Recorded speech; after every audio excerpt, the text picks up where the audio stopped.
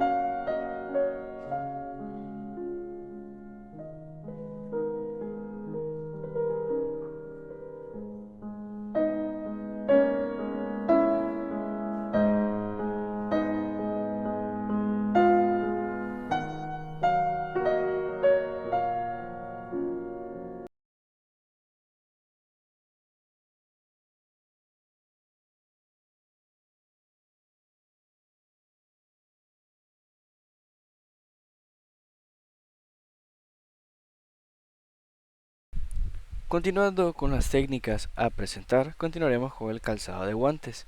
¿Cuáles son los objetivos del calzado de guantes estériles? Son capacitar al profesional de salud a manejar o tocar objetos estériles de manera libre sin contaminar estos. Así nosotros evitamos la transmisión de microorganismos potencialmente infecciosos que se encuentran en las manos del profesional hacia los pacientes que si están teniendo algún procedimiento que requiere un nivel más alto de asepsia y está en un riesgo mayor de infección para evitar esta transmisión de microorganismos. ¿Cuáles son los fundamentos de esto? Pues los guantes van a impedir que se ensucien las manos. ¿Qué indicaciones tenemos para el calzado de guantes? Se va a utilizar este procedimiento en cualquier tipo de procedimiento que requiera asepsia. El equipo va a utilizar un paquete con guantes estériles.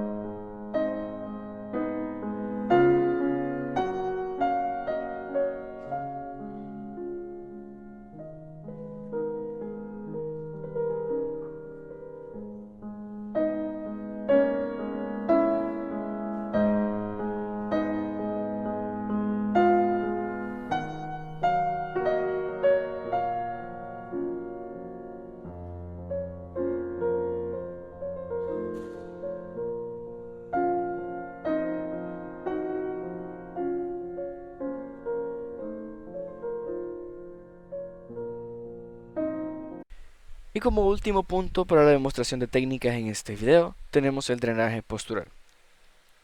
El drenaje postural involucra la percusión, la vibración y en sí el drenaje postural. Estas son funciones que realizan los profesionales de enfermería, los terapeutas respiratorios, los fisioterapeutas o un equipo interdisciplinar de estos profesionales, siguiendo las instrucciones del médico de atención primaria. La secuencia del drenaje postural suele ser colocación, percusión, vibración y eliminación de las secreciones mediante la tos o aspiración. ¿Cuál es el objetivo del drenaje postural? Este es el tipo de drenaje por gravedad de las secreciones desde varios segmentos pulmonares. Las secreciones que se quedan dentro de los pulmones o las vías respiratorias favorecen el crecimiento bacteriano y la consiguiente infección. También pueden obstruir las vías respiratorias más pequeñas y provocar atelectasias. Las secreciones de las principales vías respiratorias, como la tráquea y los bronquios principales, el derecho y el izquierdo, suelen expulsarse mediante la tos hacia la faringe, desde donde se pueden expectorar, deglutir o eliminar eficientemente mediante la aspiración. ¿Cuál es el fundamento de esta técnica? Pues al hacer los cambios de posiciones y trabajar con la gravedad, se logra limpiar las vías aéreas afectadas. Primero, la percusión. La percusión, a veces la denominamos también palmoteo, es el golpeteo forzado de la piel con las manos huecas. También pueden usarse copas de percusión mecánicas y vibradores. Cuando se usan las manos, los dedos y el pulgar se juntan y flexionan ligeramente para formar una oquedad, como se haría para recoger agua. Con el objetivo de la percusión es aumentar la eficacia del drenaje postural. ¿Cuál es el fundamento de la percusión? Vamos a percutir sobre las zonas pulmonares, ya que esto puede desprender de manera mecánica las secreciones espesas que están adheridas a las paredes bronquiales. Las manos ahuecadas atrapan el aire y lo comprimen contra el pecho, creando unas vibraciones que llegan a las secreciones a través de la pared torácica. Siguiente es la vibración. Esta consiste en una serie de temblores enérgicos producidos con las manos, que se colocan de manera plana sobre la pared torácica. La vibración se aplica después de la percusión o a menudo se alterna con la percusión. ¿Cuál es el objetivo de la vibración? Es aumentar la eficacia del drenaje postural. Su fundamento es hacer que la vibración se aumente las turbulencias del aire exhalado y de esta manera se van a ablandar las secreciones espesas. ¿Cuáles son las indicaciones de la vibración? Se hace cuando hay retención de secreciones en el árbol bronquial. ¿Cuáles son las contraindicaciones del procedimiento de drenaje postural? Pues después de haber consumido una comida, no es muy indicado debido a que el drenaje postural es agotador y podría inducir a un reflejo nauseoso o incluso hasta el vómito. También observamos si nosotros observamos signos de intolerancia, ya sea palidez, sudoración, disnea, náuseas y cansancio. Tam- Tampoco se haría el procedimiento si vemos pacientes que no reaccionan bien ante algunas posturas y el profesional de enfermería debe hacer los drenajes apropiados. Por ejemplo, algunos pacientes poseen disnea en la posición de Trendelenburg y requieren solo una inclinación moderada o un tiempo más breve en esa posición. Este método está contraindicado cuando hay un accidente cerebrovascular, hay alguna fractura reciente, cuando hay alteraciones en el ritmo cardíaco, hemorragias cerebrales, edema cerebral y tórax inestable. ¿Cuáles son los materiales para el drenaje postural? Almohadas, papel o servilleta, pues en nuestras manos claramente, ya que estarán haciendo la mayor parte de este procedimiento, y preferiblemente camas de terapia cinética con opciones, como la terapia de vibración y de percusión. Estas camas nos proporcionan una terapia rotacional lateral continua, junto con unos módulos de vibración y percusión que se programan para un tiempo determinado. Esto es en casos en donde esté disponible, lo cual es muy poco probable que en nuestro hospital existan, pero la posibilidad es real.